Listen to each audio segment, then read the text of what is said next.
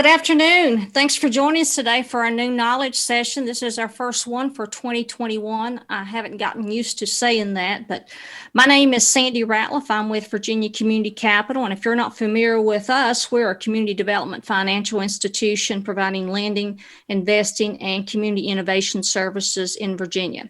We are happy to be partnering in this program with the Washington County Chamber of Commerce, the Virginia Highlands Small Business Incubator, and the town of Abington to present this to businesses and organizations. This program actually started in 2004 to support the Washington County Business Challenge to provide competitors with additional training at the end of that program. And it's become one of the longest running series in Virginia to provide free training and organizational support to businesses. I just want to put a plug in just a few weeks. The 8th annual Washington County Business Challenge will get underway. And we have about $36,000 in awards that are available.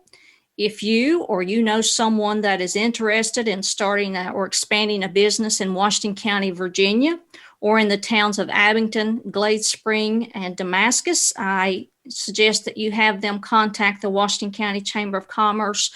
You can call them by phone at 276-628-8141, or you can go to their website and you can find details. I will say that the deadline to apply for this virtual program is actually next Tuesday, the 12th. Well, today's session will be recorded for training and educational purposes, and it will be available on the on the Virginia Highlands Small Business Incubator's Facebook page, and also on our YouTube channel, Noon Knowledge, where you will find there over hundreds of workshops that we've been doing. And we started recording those in 2005, and that is a great place to go to find any additional training or assistance that you may need. Also, to keep the webinar flowing, we have everyone muted. However, we do want to hear from you. If you have a question for our presenter today, if you will post those in the Q&A section at the end of his presentation, we will address those, and hopefully you'll get all your questions answered. Today's focus is all about business planning, and it follows with our business challenge coming up. But we are fortunate today to have Gary McGeough leading our session. Gary has many years, I won't say how many years of experience, he can share that. And now he is sharing his experiences with other entrepreneurs by providing guidance and mentoring through his work with both Bristol organizations and the Bristol Chamber Entrepreneurship Program. He has been an ally to me for many years, and I'm proud to call him a friend. And Gary, I am going to turn the program over to you. And if anyone has any questions, again, please post those in the Q&A section. So Gary, it's all yours. All right, let me see if I can figure this out here.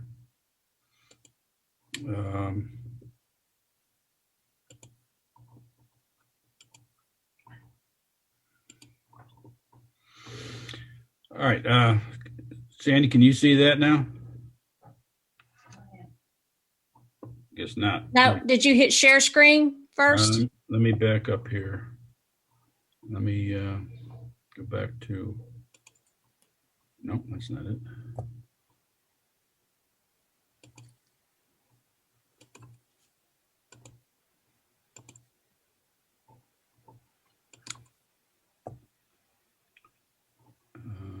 There we go. Okay, we should be good to go. Yeah, if you just want to put it in presentation, oh, there we go. Yeah. All right, well, thank you everybody for attending. Normally when we start out, we do some hospitality things. So if you're at your office, you know where the restroom is. If you're at your home, it's across from your guest bedroom or your child's bedroom. So if you get lost, just let us know. Yeah, we're happy to do this. We have, from our list of registration, we have about half nonprofits and about half for-profits. So we'll get started. We're going to talk about what is a business plan. We're going to talk about the elements of a business plan. the strategic and keys to success, and we're going to talk about some financial stuff. In way of explanation and to share as we go through this, as we share some of my experiences as a business owner. What you see here now is what's called room maker wall beds. And in my day, that'd been 20 years ago now, but I ran a Murphy bed company in California. And what I have here is a picture of the product. These are beds in custom cabinetry that go up and down so that if you have a relatively small house, you can get your queen size bed out of the way and still have room for an office. And then when your guests come, you can lower the bed and you can have a full blown bedroom. And I also put the location at the bottom there so you can get an idea of what my particular location looked like. And when we talk about locations, this particular site, even though it looks like a strip center, like you'd see on Volunteer Parkway, it's not. It's an industrial center. And typically these are buildings with the offices in the front and the warehouses and the garage door in the back. So to give you an idea of what we're talking about, I happened to choose this location because A, it was on a busy street, and B, it was on the front row. So even though it was an industrial site, it also had total exposure. And the reason I selected that was cost. There were, in that particular type of center, the square footage cost for leasing that space was considerably less than a retail strip center. And I felt like I got the same service out of that location. All right. The SBA, Small Business Administration, indicates that if owners that spend 6 months or more, or 6 months or less planning their business, they have an 80% chance of failure. And those who take a year or more have an 80% chance of success. So the idea here is planning. And to give you, to start from the beginning, when I got the idea for my business, I started collecting data and I talked with my lovely wife, and we talked and talked and talked. And the more I talked to her, the more I convinced myself I wanted to do that. Then it came to writing the business plan, and I wrote what I felt was a pretty good business plan. And I said, honey, you're going to have to read this. And she said, this is nothing like what we talked about. And when you think about it, we talked about ideas and concepts. When you start to develop a business plan, now you start to sort out all of the details. How is this really going to work? I have the idea, but I'm going to have to modify and change my ideas and change my plans based on location, based on money, based on inventory, whatever you're talking about. When you start to plan and actually go forward with your plan, things begin to change. And that's precisely why she said, hey, this isn't anything like what we talked about. And she was right. So anyway, the whole idea of a business plan is to plan. What kind of rewards can someone expect? You can get financial rewards. Running your own business and having the independence to do what you want is very gratifying. You get a lot of satisfaction. But we have to be sure that we understand that are we creating a business or are we creating a job? Now, the difference between that is when I started my room maker wall beds business, and I did that for 10 years, it turned out to be a mom and pop business rather than having 50 employees like I had one time expected. And so what I did was, yes, I started a company and I manufactured a product, but it was more, I created my own job rather than many jobs for other people. So we just have to keep that in mind that are we creating our own job or are we creating, a big business? The risks, here's some of the risks, 10% truly succeed. And there's, a litany of lists of companies and small businesses that have gone under, especially during this COVID-19 business. I don't know what I would be able to do with my business had I had to go through this and I had to close down for a while. You know, I was paying back then. It was 20 years ago. I was paying $3,000 a month rent, and I had installation people I had to be concerned about, and I had a cabinet shop that we were building custom cabinets. So it's not easy to navigate all this stuff, and so you need to be aware that 40% operate marginally, and I think I was probably part of the 40%. I took an investment, and I was able to capitalize on that investment year after year after year. So to me, it worked out pretty good. But the bad side is 50% of the business fail and 25% fail in the first year. So why do businesses fail? A lot of these things people can appreciate, or they can identify, but they can't truly appreciate. The owner's inexperience. I thought when I was, you saw the photos of that wall bed setup that I showed you. I thought I was getting into the mattress and the bed business. As it turned, I was going to the manufacturer that I was purchasing stuff from also did cabinetry. So it was a one-stop shop for me. I was going to order cabinets, order mattress, order bed, put them all together. Everybody'd be happy.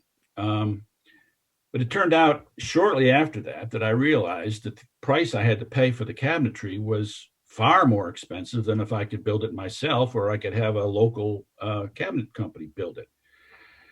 So I thought I was getting into the mattress business when in fact I was getting into the custom cabinet business. And after a year of planning, you would think that I would have known that. So I had to do a lot of catch up on types of wood, types of hardware, types of hinges, all those kinds of things that you have to worry about. So it was inexperience. In my case, management, I didn't have a problem with management because my boss was my wife. So that wasn't a problem. Owners' inability to make decisions and manage tasks. If you're considering a business, and we're going to be talking about some of the nonprofit stuff too. So I just want to get kicked off with the concept of business plan.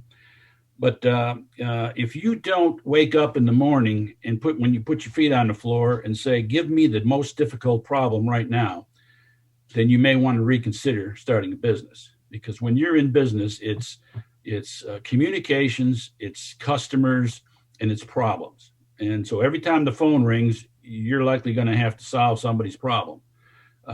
So if you are of a mindset that you have trouble doing that, you better look for another avenue. And also the owner's lack of commitment or endurance or dedication or desire. I can recall nights, many nights, where the police would come to the front of my door at my business and be banging on the door and saying, "What are you doing here at 3:00 in the morning?"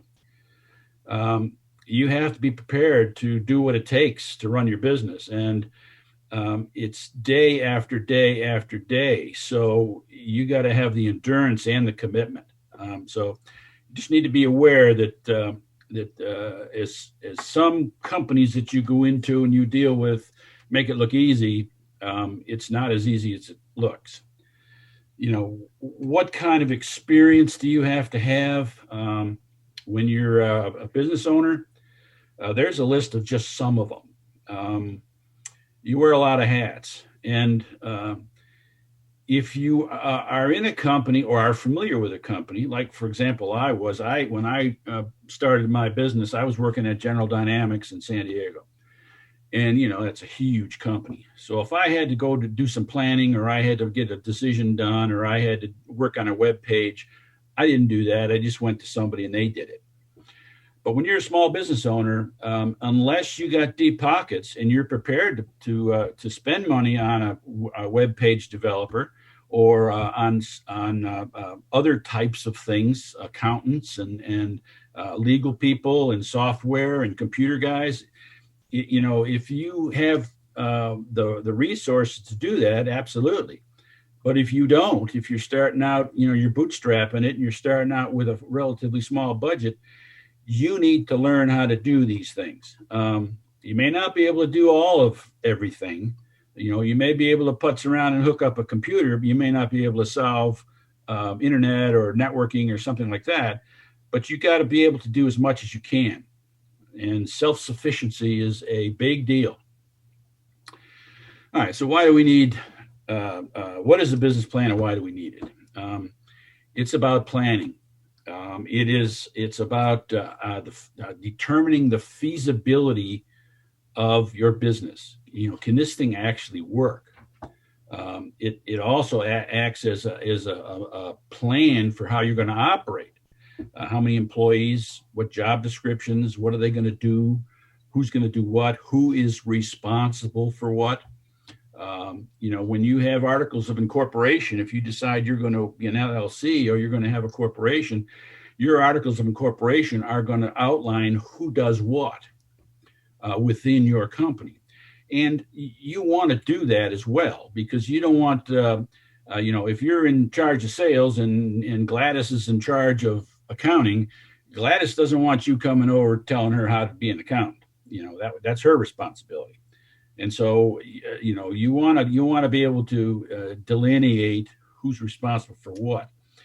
And we're going to talk about that a little bit. How to obtain the capital and a guide to success. Now, I'm going to get out of this presentation for just a minute, and I want to pull up a spreadsheet to show you some of the other things. When we talk about the feasibility of the study or how much money I'm going to need to get this started, I want to show you how we do that. So I'm hoping I can do this. And Sandy, you may need to hold my hand during this, but let me try this.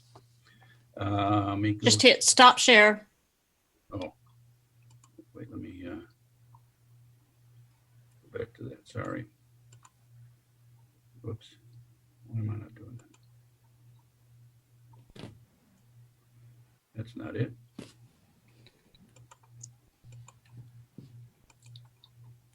Gary, I'll take over just a second to stop it.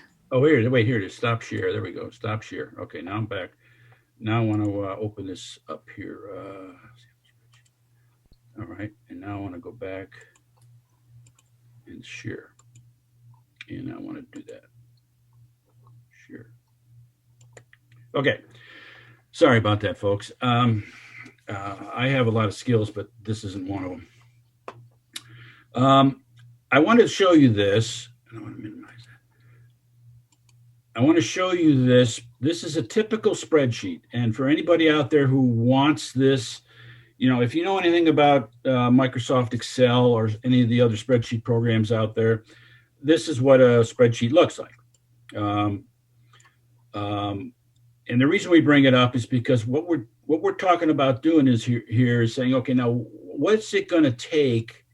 What's it going to take for me to run my business? How much money do I need, or how much money will I earn after I start?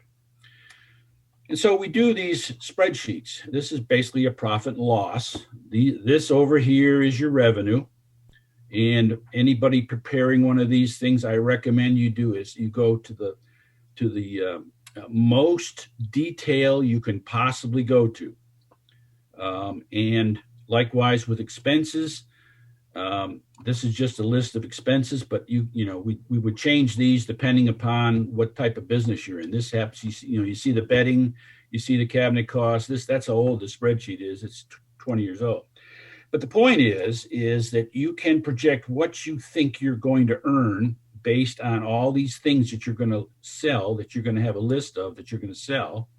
And this sheet will add them up and it'll say, this is how much revenue you're going to produce. And likewise, you do the same thing with your expenses: telephone, car, insurance, rent, lighting, whatever your salespeople, showroom materials, shelving, whatever you got, you're gonna project that so that you can figure out how much is it going to cost me per month. So when you look at your income and then you look at your expenses, you say, am I going to make any money or aren't I? Now, for some people, actually for most people, you're going to want to say, look, I'm going to prepare this sheet. And by the way, you may be preparing several of these sheets depending upon a number of options. For example, if I'm going to have a location, location A is going to cost something, location B may cost something else. And so you may have several of these spreadsheets depending upon your assumptions. The point is this number here going to be enough for you to stop what you're doing and to start your business? Okay. Now, if you're part-time, if you're going to do this part-time on weekends or something, maybe this isn't quite as important. But if you don't, my theory is if you're not looking at $50,000 a year at a minimum, it's not worth it to you. Even if you're making less than that somewhere else, you have all the insurance you got to worry about. You got customer liabilities, you got ordering, and you got employees and all this stuff. And so you need to make it worth your while here. And if when you present these numbers, it doesn't come to where you think it needs to be, then you need to either go back up here and say, how do I make this more? Or how do I make this less? And you're going to find that making it less isn't really going to happen. You're still going to have the expenses. You may be able to cut some of them, but you're not going to be able to cut a lot. You're going to have to figure this out. And, my typical example, and the reason I tell you this is because you can figure out whether your business is going to succeed just using this page right here. You can tell. Now, how well you can tell is how well you develop your business plan. Remember, I said, my wife said, this isn't what we talked about. Well, that's because I had to make a whole lot of changes to figure out how this is actually going to work. And so your business plan helps you understand how it's actually going to work. So when you lay the numbers in here, you can find out if it's going to work. Okay, so that's the idea of this whole thing is how much do I think I can earn? And if you do this correctly, you'll be surprised. Obviously, it won't be correct because you don't know the numbers, but you can get pretty close. If you're going into the restaurant business, let's say your Subway sandwich, and you say, how many $7 or $6 sandwiches do I need to sell every month so I can pay my expenses and have money left over so I can live on that? And so if you come up with, gee, I'm not selling enough sandwiches to make that happen, then you say, well, what can I do to sell more? So this is the tool that you'll be able to use to say, is this going to work or isn't it going to work? Okay, so now I'm going to go back to stop sharing, and I'm going to go to back to my business current slide. All right, I need to go back to oops. I'm going to do that. It didn't do that right. Still didn't do it right.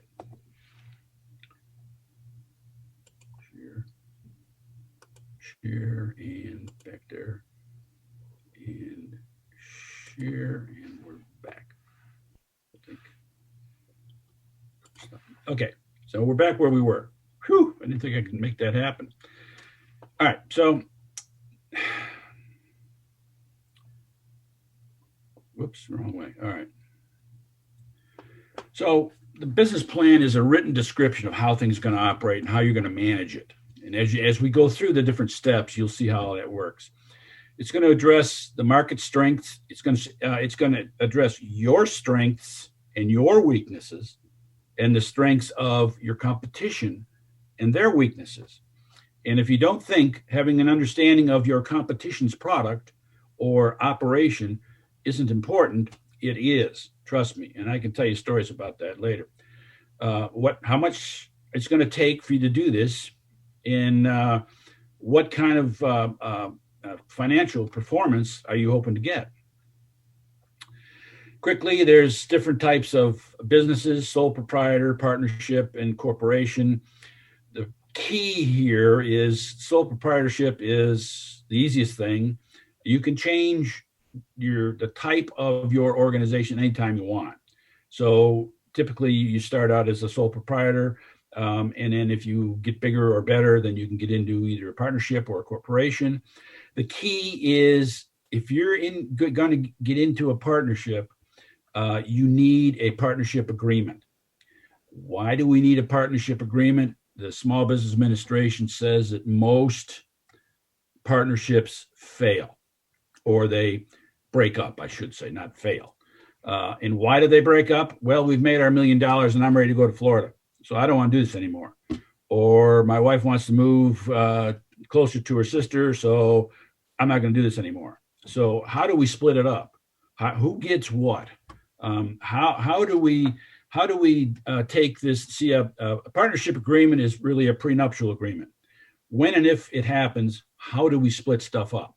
And so that's what that is. And it's critical, because if you don't have something like that and it's not a happy separation, it can be a real problem, and it could sink the business. When you're doing a corporation, you're going to need articles of incorporation. You don't need to know that stuff right now, but it's basically, how is my corporation going to work? Who's going to do what? You know, it's basically an understanding of how the things are going to work. Other things that you're going to need is a resume for yourself and your other key people. People are going to read this. The other approach that you need to take when you are developing your business plan is, and also when you're borrowing money, or when you're preparing your business plan so you can borrow money, you want to turn things around. You want to say, look, let's pretend I'm the lender and I'm reading this business plan and I've got all these questions. If the questions aren't answered in this business plan, then I'm not going to loan you the money. Or if in my case, I had some issues with my lease agreement on the building that I was in. I'll tell you some of that later, but the point is the purpose of the business plan is to explain what you're doing to other people, explain why you think you can do it, what qualifies you to do it. Now, I mentioned that I was in the cabinet business when I was in room maker wall beds. One of the strengths that I had plenty of corporate experience, but I had no real experience in what I was about to do. And so part of I provided my resume, and that wasn't a problem. But the other key people in my case was this huge corporation in Minneapolis, Minnesota, that had been doing this stuff for 30 years. And so what I didn't know, they were on my shoulder helping me. So when I wrote my business plan, I said, well, gee, I don't know how to do this, but they do. And so they're going to hold my hand. So those are the kinds of things that are going to go into a business plan. You know, the relevance of your experience and the qualifications you might have, organizational structure. We'll talk a little bit about that later. You know, who is your customer? How are you going to reach those people? And that's the same when you're talking about nonprofits. And some of these folks on here have mentioned how's all this going to work. The nonprofit part of this stuff is really a whole separate discussion. And I'd be happy to have that with anybody who's interested. We can do that at another time. But you know, who is my customer, or in this case, my donor? How do I reach those people? How much can I expect to get from them? Those kinds of things there's a plan for all that. And so if you scope it out, it's just like who's your target customer, and what do they want, and what do they expect, and where are they? How do you intend to reach those people? Is it newspaper? Is it magazine? Is it email? The other thing that I will tell you in my experience, how do you intend to reach them? Especially in a small business. Every single business plan I have read in the last 6 or 7 years said we're going to do this, and we're going to be on social media. Well, everybody says they're going to be on social media, but are you really on social media? So if you're giving me, and those are buzzwords, and so if you're giving me a business plan that says, yeah, we're going to use social media, and you're going to use newspapers and magazines. And I'm going to say, okay, what magazines are you going to use? If you don't know that, then I know that you're not truthful. If you say I'm going to use the newspaper, and I say, well, how much are your ads going to cost? I'm going to know you didn't research that. And if you don't give me a social media plan, then I'm going to think that you're just blowing smoke. I mean, everybody says they're going to do that, but very few people do it. And so, if I'm reading a business plan and you're asking me, can I borrow some money? And I'm going to say, well, what are you going to do? Show me your business. Show me your Facebook page, or show me all that stuff so I can see that you're actually doing it. Okay, so it's one thing to have it in your business plan. It's another thing to make it happen. Okay. It's a business plan is just a written statement of just how this is going to work. What's your strategy, and this may objective strategies and business environment in today's environment is different than it was last year with this COVID business. So you have to be aware of that. You have to understand that it's different. The business plan also helps you communicate with your partners, with your employees, your investors, your bank, so they understand what you're doing. In my case, I went to this guy. I showed you the location I was in, and I went to the leasing office, and the guy said, "You don't do anything until you show me your business plan." Now, when I was doing this, I thought, well, why would my landlord want the business plan? It just surprised me. But after I got in there, I said, well, sure, of course he wants to know what kind of business he's going to put in there. He wants to know that the business that he's going to sign up is actually the business that he thinks it is. Also, it's a guide for measuring your performance. When you develop the business plan, this puts in place things that you can begin to measure. And it's a guide to how you're going to manage, because you've talked about how many employees and all that business you're going to have. It's about your customers. How are you going to reach them? The target group is defined. What size? Where are they located? How are you going to reach them? It's about competition.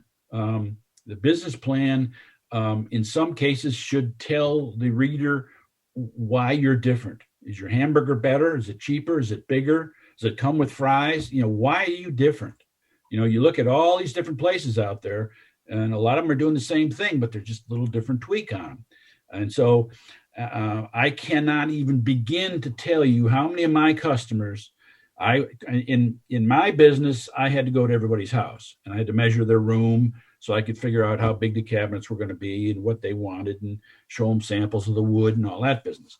But I can't tell you how many in my conversations when I sit down with a customer, how many people were impressed and bought my product because I knew so much about the competition. So it doesn't sound like it's important now, but it truly is, because if you're going to convince somebody to buy your product as opposed to someone else's, you got to understand both yours and theirs. And there you go. It's about the competition. Who are they? What are they doing? What makes them? Business plan, project plan. For the nonprofits, it could be a program plan. It could be a fundraising plan or a development plan. Whatever these things are, it's sometimes good to scope it out and say, let's just put down some timelines. If you're in a board meeting and you're a nonprofit, and somebody suggests, well, how are we going to do this? Or let's take on a new program, or in the case when I was with SCORE in Bristol for a long time, we had a guy who worked at Westinghouse, and he had an idea for some recyclable pallets that they would ship their stuff on. And his boss basically said, sounds like a good idea, but why don't you give me a business plan? And the business plan was, how much is it going to cost us? What's it going to be made out of? Give me a schedule like you see here on the page. When do we start? When do we actually get into place? All the details. He said, give me a business plan before I can tell you to go ahead with it. So you use that stuff everywhere. All right. The business plan is this is the plan outline. I like to say it's like chapters of a book. So each one of these things that you see here is basically a different chapter in a book. They sort of relate to each other, but they discuss different things. Discuss the business and the products, and your qualifications and who you need for operations and how you're going to market, who the competition is, where your place is going to be, what are your why did you choose that place, all those kinds of things. And by developing all these things and understanding these things and understanding the details of all these things, that is going to do two things. It's going to allow you to summarize the whole package in an executive summary. Say, this in a nutshell, this is what I'm doing. And it's also, I'll go back to that spreadsheet and say, the spreadsheet, you could probably do the spreadsheet now, but if you go through the business plan process, the spreadsheet will be different later because you will have developed the ideas and how that's going to work. Executive summaries normally just a few pages. You normally do that last because you've already done all your homework, and now you're going to convince somebody that I want you to. The executive summary is this is what I'm doing. I want to convince you to read the rest of my plan. So it's got to be good enough so that you can convince them that they want to keep reading. Business section, the business description. What's the name? What type of business? Again, it can be sole proprietor is the easiest type of thing. You get a business license. In some cases, you don't even need to have an employer identification number. You can use your social security number. What's the reason for this? What's the reason for you starting a business? Yeah, okay, it's to earn money, but are you solving a problem, or are you providing a product that people need? What business are you in, and what is it? What do you stand for? What are your ethics? Why are you doing this? Again, why are you different from the competition? What need do you fill in the community? What problem do you solve that customers need solving? In my case, this was in California. They don't let you put anything in or on a house in California. And so if you want to get a bigger house, and you know how expensive they are out there, you just can't do it. And so the problem that I saw was I can give you a whole nother room in your house. I can give you a whole nother room by just getting that big bed out of the way. And so it worked out pretty good. And it's also a means of coming up with the goals and objectives, milestones to be reached, like on the schedule that I just showed you. Products and services. What is your product? What do you sell? In the case of nonprofits, for example, we have to be, what do you sell? You've got a new program here, and so how do you sell it? And I go back to a discussion I had many, many, many years ago with the YMCA or with the YWCA. You're doing volleyball, you're doing tech girls, you're doing this, you're doing that. What are you selling? When you go into the school, you're selling gymnasium and you're selling computers. No, you need to be selling, we keep girls out of trouble. We keep girls off of drugs. So make sure that when you're describing your product, that you know what you're selling, okay? Service description, what service do you deliver? Pricing strategy. Pricing strategy is, in my view, the most difficult thing that I had to do. I had beds, I had mattresses, I had cabinetry, I had finishes, there was glass, and there was solid wood, and it was all kinds of things. And after I left my business, it wasn't until years later that I realized, I wasn't charging enough for that. And so it's important to have a pricing strategy. Know what your price is. I used to get just to tell you, I used to get designers, interior designers coming in and saying, "Well, I want to my client wants one of these. I'll help you design it, and I want to get a 30% markup on it and all that stuff. So why don't you build in your markup or take my 30% off of your pricing, and then we can." And I said, no. I need to have a certain price for my product. I can't sell my product at a loss so you can make money. So I said, I'm going to propose the cost to you, and then you can add whatever percentage you want to it to your customer. So you got to have a strategy that says, I need a certain amount for my product. And even if your business isn't doing well, if it's not doing well, it's not because you're charging too little. It's because you're not selling enough. So it's important to understand that you need to get a certain amount of money for your product. And if you're not successful in your business, it's not because you were giving it away. It's because there wasn't enough customers, if that makes any sense. You have to get what you have to get in order to stay in business. Okay. Management and operations. We talked about that a little bit. Owner. This is critical to understand. And I told you we're going to get into a organization, a typical business. This can be a lawn service. It can be a house painter. It can be a retail store. It can be whatever you want it to be. So let's just pick a house painter. So this guy is a house painter. He certainly has to do accounting. He's got to do purchasing. He's got to account for how much he's spending and how much to invoice. He's got to purchase the paint and the ladders and the drop cloths and the brushes and all that. He's got to make sales, or else he's not going to stay in business. And he's actually got to paint.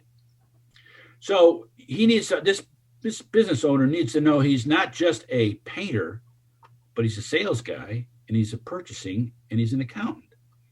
Now, if he's a one-man team, then he needs to understand that while he's over here painting houses, let's say it takes him 3 weeks to paint a house. When he's done painting that house, now he's got to spend 3 weeks in sales to get another job. And so he needs to figure out that even though it takes him 3 weeks and he's off 3 weeks because he's not making any income, he's only working 6 months a year, because this owner is the operations guy too. And he's also the purchasing guy, and he's the accounting guy. So you have to be aware that somebody's got to be making sales so you can get finished with the house and move on to the next house. And if you're a one-man band, nobody's doing that. So you need to understand that as an owner, these are real jobs. All these are real jobs, and you have to dedicate time to each one of these. And so if you're gonna say, I got to finish this house this week and paint this house, and you're working 12 hours a day, that means no one is doing this, or this. And it's any business we're talking about. You have to understand that these are real tasks, unless of course you have enough money that you can hire an accountant, or you can hire somebody to do the purchasing or do the sales. Okay, so if you're bootstrapping and it's just a mom and pop, you got to divide up all these things and figure out who's going to do those things. So this is important, that these things are real jobs and they require time out of your day. And so it's important to understand that. All right, the management team, who are the key players? Your board of advisors. I don't know how everybody thinks of things, but your banker is on your team, and your lawyer is on your team. Those are people that you're going to rely on, that after you get your loan or you're in business, these guys are part of your team. And so they may not show up every day, but you got to have these guys when you need them. All right. Professional associates like lawyers and accounting and, those kinds of guys. Who are the key players? And a board of advisors could be a professional group, like you've heard of the National Association of Human Resources and National Association of Purchasing Managers and, CPAs. Some of these guys are all in professional organizations. And so you may want to be part of those things to understand all that. What qualifies you to do this job? Typically, when we're talking about a business plan and we're talking about the management and the operations of a business plan, we don't talk about the technicalities of this stuff. For example, I don't need to tell a house painter how to paint a house. He knows that. What he doesn't know is how to purchase and how to account and how to sell. I don't need to, so we don't need to spend a lot of time on the actual function of the business. We need to spend the time on the management of the business. How this is going to work. Do you have an electronic counting system? Do you understand that stuff? Those are other things we're going to talk about is If you know, when you're started in the business, there are electronic accounting programs like QuickBooks. You know, everybody's heard of QuickBooks. There's others, but let's use QuickBooks. You know, if you to walk into your accountant or into your auditor at the end of the year and hand him a box, you know, a shoebox full of receipts, he's going to tell you, turn around and march back out the door. They don't do that anymore. So there's a lot of that stuff you can do yourself. Now, if you're a small business owner, you say, well, I've never done QuickBooks before. How do I know how to do that? Well, you learn. You know, it's I've never done a web page before. Well, you learn. Okay. Those things are not, they're not hurdles that you can't get over, but you need to be self-sufficient. Okay. We also talk about in the operations, what kind of people are you going to need? What's your legal structure? What's your insurance? Everybody's going to have insurance. So you got to get friendly with your professional associates. Also include your insurance people, and you got to have some insurance, and you got to have accounting systems. All right, marketing analysis and strategy. Which target markets will you serve? Who are your business competitors? Does your product service differ from theirs? What message will you deliver and how will you do it? How will you create the word of mouth buzz? This gets into Anita Farmer, if you're listening. This gets into chambers of commerce. You know, if you want to spread the word and you want to become, you want to get as much business as you can, people got to know that you're there. What better way than join the Chamber of Commerce and attend all the ribbon cuttings and the after hours and the breakfasts and all the things that go on there? How else are you going to do that? You got to meet people. You got to create relationships. What media will you use to advertise? We use the newspaper, magazines. In my case, I used to use the LA Times. This was 20 years ago. It was $500 a day for my LA Times and my Orange County Register. And I had an advertisement that was like 3" by 5". It was $500 a day. So I ended up using, there was a 4-color magazine that came out, Slick magazine that came out basically on home improvement. And I could almost tell the day that magazine came out because the phone would start ringing. That was by far the best thing that worked for me. And by the way, if you don't already know, when you go into some stores and the owner or the manager comes up and says, well, how'd you hear about us? They want your input so they can say, this is what works and this is what doesn't work. So they're actually asking you, should I waste my time on the newspaper or the radio or what, if you're coming in and you're telling me it's something else? So what media will you use? What type of publicity will you use? Do you need a sales force? What sales promotions will you use? My manufacturer used to have 2 annual sales, which they would cut my price by 20% or 30% or something, and I would cut my price to the customer as well. What customer experience will you deliver and how will you deliver it? You know, when you're talking to people, they got to know you know what you're talking about. They got to know that when you're talking to them and how you're going to do this, that you're going to do a good job. You have to convince them of that. What are your pros and cons of any location that you choose? All right, competition. Who's the competition? Are they direct competition or they do something similar? How are their business? Is it steady? Is it increasing? How well are they doing? What have you learned? What have you learned from them? What are their strengths and weaknesses? Their strengths, in my case, the only other competition for me was a company called Murphy Bed. Even though both are called Murphy Beds, ours was made by a different company. And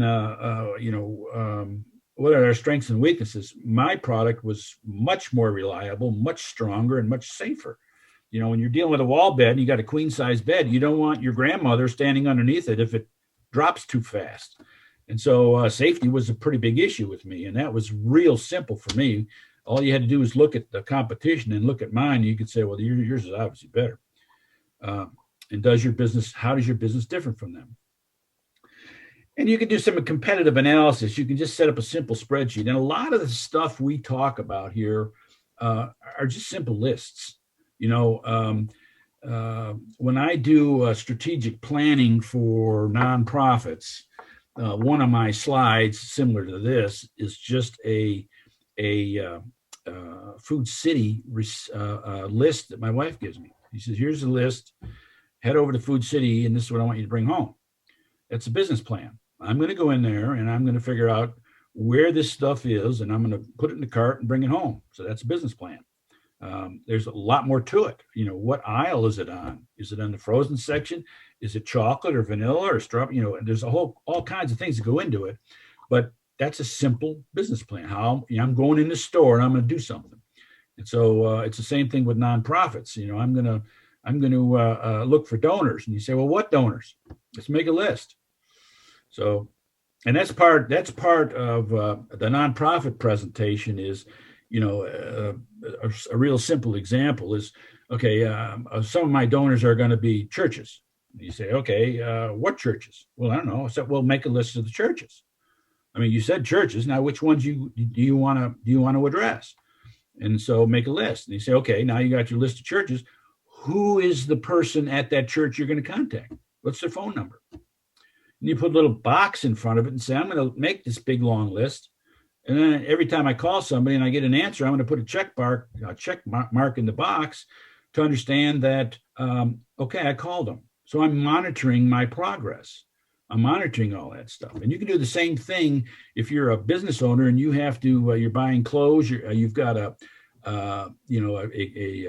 retail clothing store and you're trying to figure out what line of clothes am I going to have. You're contacting local distributors and their salespeople. So you got to keep track of that stuff. Did I talk to this guy? What makes him better than the other people? Is cheaper or better or made in the USA or what? So that's why it's important that you do an analysis of who are these people, and just so you can shield yourself away from questions and say, well, how come they do this and you don't? All right, location. I talked about location. What are your location needs? What size do you need? How much space? How much will it cost? Are you going to buy it or are you going to lease it? What terms of duration do you want? 5 years, 10 years? What is your traffic exposure? How many cars go by there? How accessible is it? And what is your option B and or option C? You may not come to terms with somebody. They may say, well, we want $10 a square foot. And you can say, well, everybody else wants 5. You say, well, too bad. I want 10. And so you're going to say, well, okay, option A isn't going to work.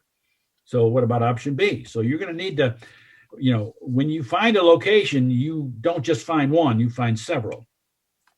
And I'll give you another example of the location and the lease agreement that I had. After I opened up, you saw the front of the buildings that I was in on the street. And landlord came in and said, when are you going to get your sign? And I said, well, I just opened up. I gotta make arrangements for that. And he said, okay. And I said, I'm probably going to get one of those big, metal frame signs with the plexiglass in the front, and I'll put some kind of graphic and something on there so people know what wall beds are. He said, oh, I don't think so. And I said, what do you mean you don't think so? He said, if you read your lease, you're on the front row of this complex, and you are going to have the same sign as everybody else has. And that means you're going to have individual letters with lights behind each letter. So just to tell you, and the reason I'm telling you this and I can give you dozens of reasons, not just from me, but from other people.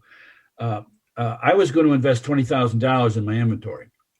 And I had that all planned out with the manufacturer. I had picked out what colors and what type of wood and all that stuff I was going to have in my showroom. So when people came in, they could see what the heck I was talking about. Well, my sign, because of my lack of reading the details of the lease, my $500 budget went to $5,000. So it went from a small piece of my $20,000 investment to 25% of my investment just for the sign. And as smart as I am, I just said, well, okay, I'm not ready for the sign yet because I don't have $5,000. But I can afford a big vinyl sign like you see in front of the 7-Elevens and the convenience stores and wherever. I can buy one of those signs and put it up there. So I bought one, I put it up there, and the sign police came by the next day and said, "You're not going to have that up there um, because if I come back tomorrow or any other day and that sign is there, it's going to be $500 penalty, and we're going to keep $500ing it until you stop putting it there."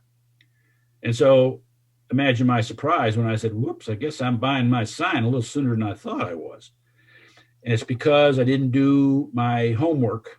And in this case, a simple little thing like a sign ate a 25% hole in my budget.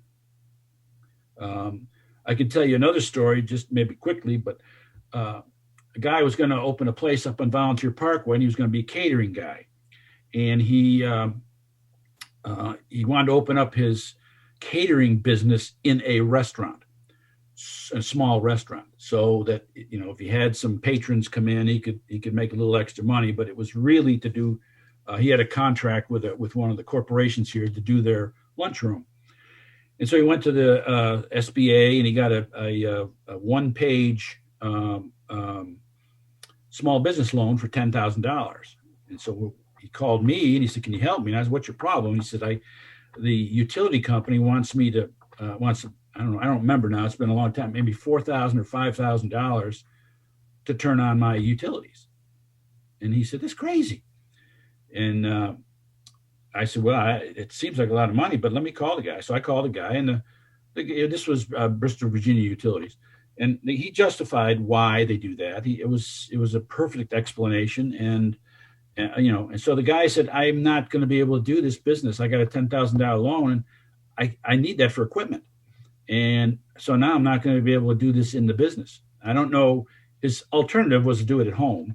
But anyway, he couldn't go forward because the utility wanted so much money.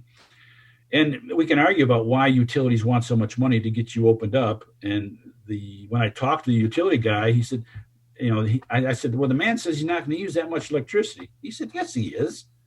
He said, "We've been monitoring this building for 25 years. We know how much money he's going to spend every month. We got records going back 20 years, 30 years for this building." He said, yes, he is. And, so the guy didn't even have an argument. And so and he didn't write a business plan at all. So those are a couple of examples as to what it takes and why you do this stuff, why you got to think it through. All right, financial projections. This has to do with the sheet I talked about. This is only a partial sheet, but this down here in the corner, you got to figure all this out, and you got to figure out, is this bottom number here at the end of the year, is this going to be enough to sustain me? And if it's not, then what do I do here, or what do I do here to make that happen? So it's critical. So when you're doing your business plan, you're developing all these, like, for example, how much is my sign really going to cost? How much is turning on my utilities really going to cost? Well, how much are my shelving really going to cost? How much is all that stuff going to cost? So that I can figure this out and say, well, how's this going to work? And, oh, by the way, anybody reviewing this that's got anything to do with finances is going to want to see this. And they're going to look it over and say, wait a minute, you say you're going to do advertising, and you say you have $100 a month in here for advertising, and I'm telling you that it's $500 a day. I'm saying, well, you're not going to do much advertising for $100 a month. That just not going to happen. So you can look at these kinds of things and say, is this realistic or isn't it? And so this is the document that's going to tell you, as the proposed business owner, can I make this work or can't I? So it's pretty important. All right, strategy and tactics. What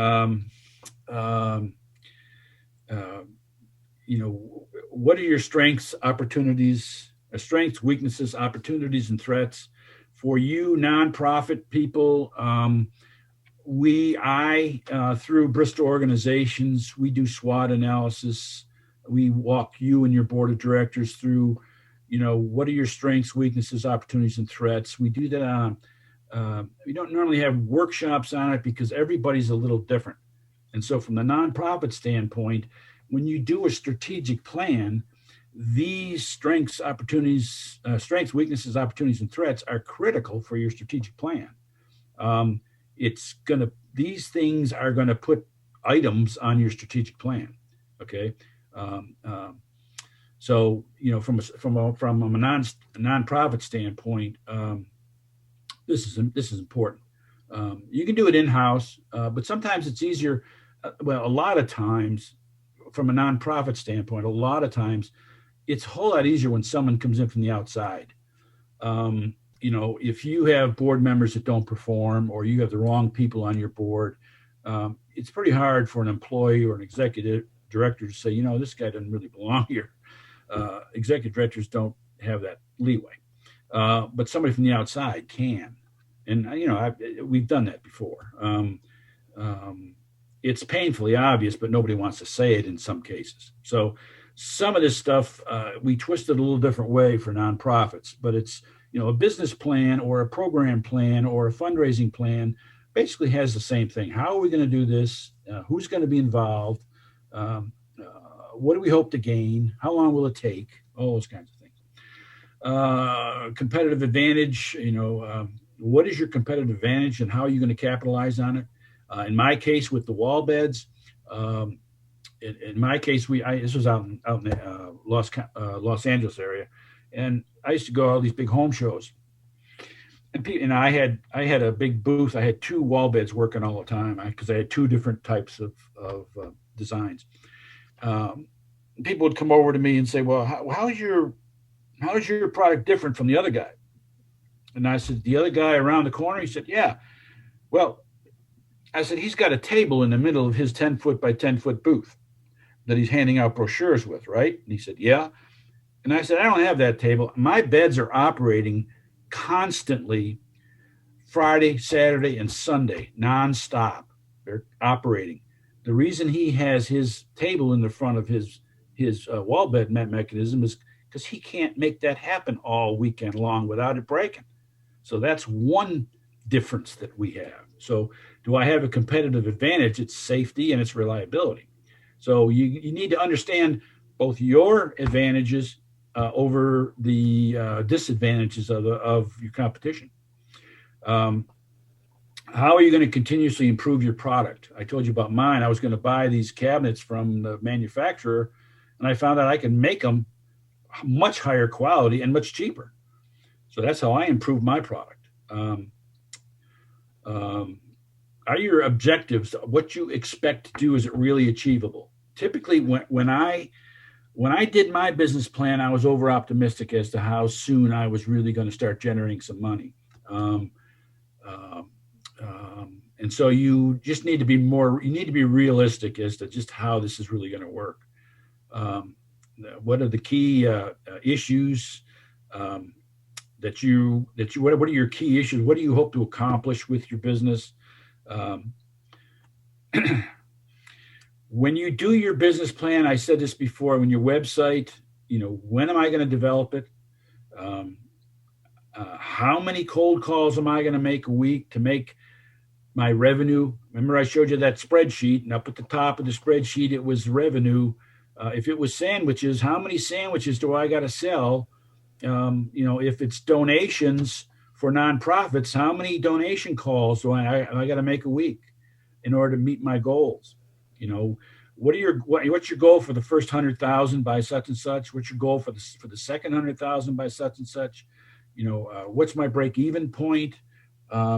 So that all those things are in your business plan, or their assumptions or planned actions for your business plan. Keys to success: self-sufficient. Self-sufficient has to be at the top. Excuse me, folks. Sorry about that. I thought I turned that off. Okay. Self-sufficiency has to be at the top. Can you do your own web page? Can you do your own advertising?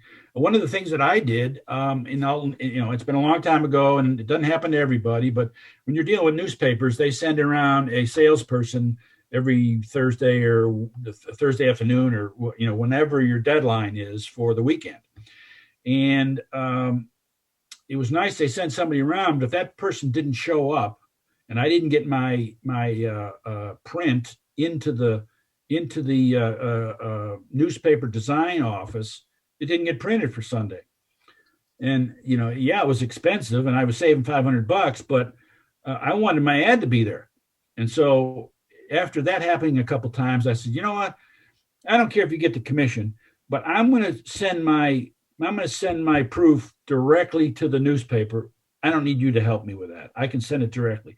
So I not only designed my own ads and all that, but I sent them right in there, and I was communicating directly with them because I couldn't afford them not printing my ad on the Sunday that I needed it printed. So it was, you got to be self-sufficient. You got to be able to do spreadsheets. You got to have your accounting, your electronic accounting systems. You got to be able to do Microsoft Office, and you got to be able to manipulate photos and do some of that stuff. Otherwise, you're going to have to pay people to have that done. And yes, in today's environment, learning QuickBooks is sort of a task, and learning how to play with photos and graphics and stuff is a little bit of a task, but it's not something nearly everybody can't learn. Okay, it just takes a number of hours sitting in front of a computer to figure it out. And oh, by the way, there's plenty of assistance in this region, either educational or schools or tutorials or whatever. There's plenty of that stuff out there. So the more self-sufficient you are, A, the more confident you're going to be in your business, and B, the better you're going to be able to perform because you're going to know the details of all this stuff. All right, selecting the best location. You've heard it before, location. Does it need to be on Volunteer Parkway, or can it be back 3 or 4 blocks? What impact is that going to have on you? Are you, in my case, I was a destination business, meaning you weren't just strolling through the mall and say, hey, let's stop in here. You had to come, you had to be interested in my product to come there specifically. So when you went on a Saturday, it was to go do this. How are you going to keep your costs down? Employment, benefits, smaller space, whatever works out for you. How quickly can you turn your product around, your service? That's, we talk about how quickly you can do that. I hope there's no contractors in the audience here, but my position has been as a business owner that if you're a contractor, your chances of getting the job, no matter what you quote, are very good by just showing up. When you say you're going to be there at 8:00, be there, because everybody else doesn't. So all you got to, the population of the United States, all they want you to do is what you said you were going to do. That's all. We don't want any more. We just don't want any less. So if you say you're going to be at 8:00, be there. And you're already on the nice list instead of the naughty list by just showing up. So do what you say you're going to do, and you will stand head and shoulders above the other businesses because they're not. Trust me. Hey, Gary, we're running short on time. I do want to remind folks that if they have any questions, to post those quickly in the Q&A session. But I wanted to just let you know we're over our time. But I think we're finished here. Let me. Okay. Yeah. That was the last slide. So anybody who has any questions, I'll be glad to answer them as best I can. Or you can contact me. Here is my my phone number, and my email is at the bottom here. I do this on a regular basis for both Bristol organizations, nonprofit, and also for the Chamber of Commerce in Bristol, and for the Chamber in Washington County and Small Business Incubator. And also, you should also know that the Small Business Development Center is out there to help. The Chamber of Commerce is out there to help. There's tons of assistance around. If you want to start a business, there's a lot of help around. I can help with some things. SBDC can help with other things. So, we're all in this together. And so we all really want this to work. So there's plenty of assistance out there. You just have to ask for it. Okay. All right. Cindy, take it away. There's no questions right now other than thank yous, but I do have a quick question, or I guess comment. When you were talking about partnership agreements, in some cases for small business that are not actually hiring people and that are using contractors in some cases, I think they should have a good document to spell out what they were supposed to perform at this rate. Just like a partnership agreement, but they need to spell that out, because I've seen people get into trouble because one thought one thing, but that was in the agreement. So yeah, you're right. There are guidelines that delineate the difference between an employee and a contractor, number one, and number two, there's such a thing as a contractor agreement that the employer and the contractor can work out and sign together, which prevents issues or tax issues or anything else. So those things are available. Just like I said, a partnership agreement's required. If you're going to work with independent contractors, you need to have that agreement as well. Just keeps you out of trouble. Okay. I don't see any other questions from anybody, but I do want to thank you, Gary, for your time and sharing your expertise. That means a whole lot to me and to this program. So I really want to say thank you. And for those of you that joined us, thank you for spending your lunch hour with us. And I know that you had to walk away with a lot of new information and that's going to help you going forward, whether you be a for-profit business or a nonprofit, because a lot of the things that he said about for-profit business really takes in consideration for a nonprofit. I was just earlier this morning looking at some applications from nonprofits, and I was thinking, man, I wish they had more information that related to what, if I was going to be investing in it, not from an organizational standpoint, but from my own money. That's very important. I did want to mention, I had a document up here earlier, but I had a problem with it. But as it relates to nonprofits, we have a series of workshops that we have available. We can do strategic planning or SWOT analysis, or I've done a number of board developments for the community board development, and I also do them for an individual organization's board. Basically, this is what the board does, and here's what you're responsible for, and here's the relationship you need to have with your executive director. We do policies and procedures and succession planning and volunteer management. All those are workshops that we have available. So we can either do them for the general community, or in most cases, we do it for an individual nonprofit, because they all have different issues and different problems. Great. Thank you.